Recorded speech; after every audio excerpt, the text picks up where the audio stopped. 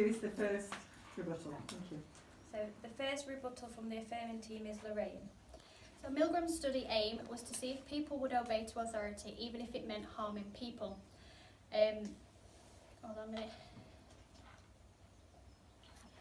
So he specifically asked psychiatrists, other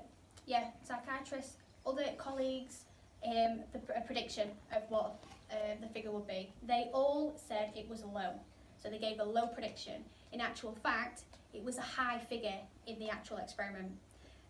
All the participants that participated were screened prior to even being picked for any psychological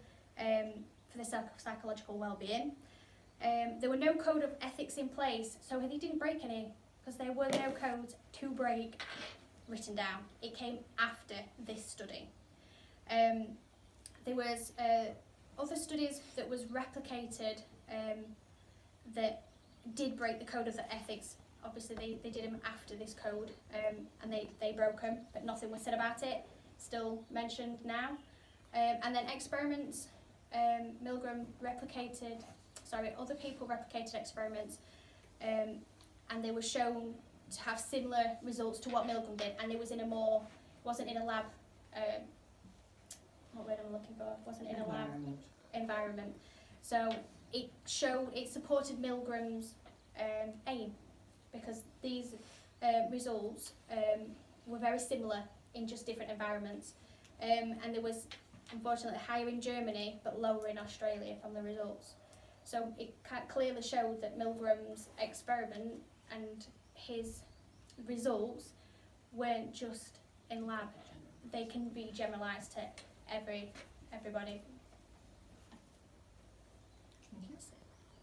The first person for the rebuttal is Jordan. In regards to what you just said about it being able to transfer from inside the lab to outside, there was a 35% withdrawal percentage of the participants. So that's sort of like a 1 in 4 of people withdrawed. So their data wasn't included in the overall consensus of the report.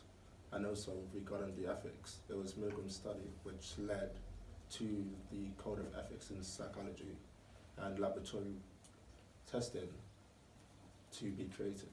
So that can be seen as a negative, as he sort of went so far that restrictions had to be put in place to limit any such experiment going on in the future.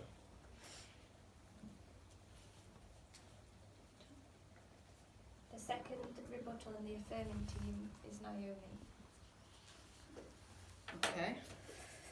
Not planned for this. Right, okay. So, yeah, you say that Milgram's study itself led to the ethics code. It didn't. Discussions about it did. The sort of uproar, if you want to call it that, led to the ethics code being created because people were on opposing sides. But the study itself didn't. And as I've already mentioned, there was a study done in the 60s that would today, this is pre-this, that would today stand within the codes of ethics. It'd be fine. And yet, people of ethnic minorities, they had their welfare stripped away from them because of it. They were judged as genetically and intellectually inferior because of it. But if you put that study against the code of ethics today, as it stands, it would tick every single box. Now, to me, that's a fairly nasty outcome from a psychological experiment, whereas we can already see from the studies that Milgram did afterwards, following up with his participants, that none of them actually felt any psychological harm.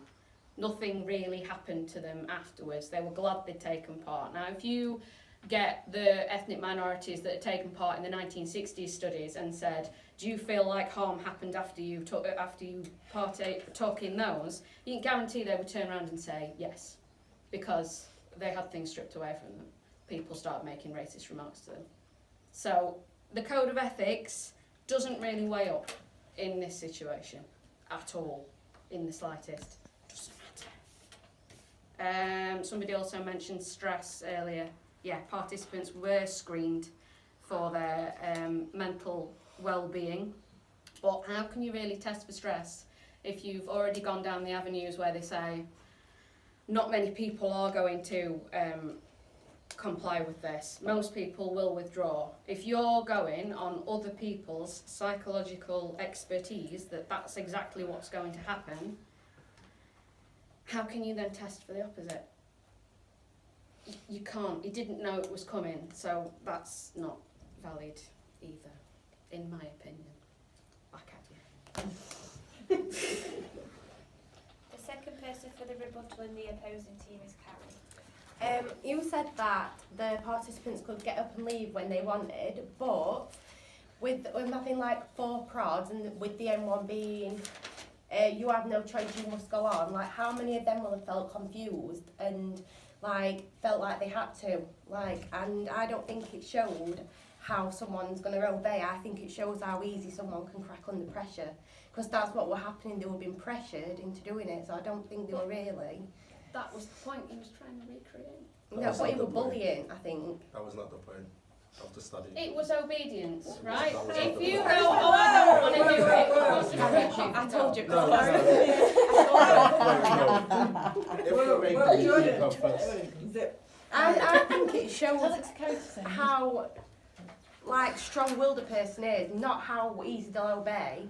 Like some people have been more strong-willed and said, yeah, I'm going. Other ones will have been like me, I'd have been like, oh no, and just kept going and going because someone's there bullying me into doing it. So I genuinely would have gone on, not because they were saying it, but because I'd have felt pressure to do it. Which proved the study, because you Not really. complied. Right, Not okay, really. you've all had your chances not of making really. your points and rebutting them.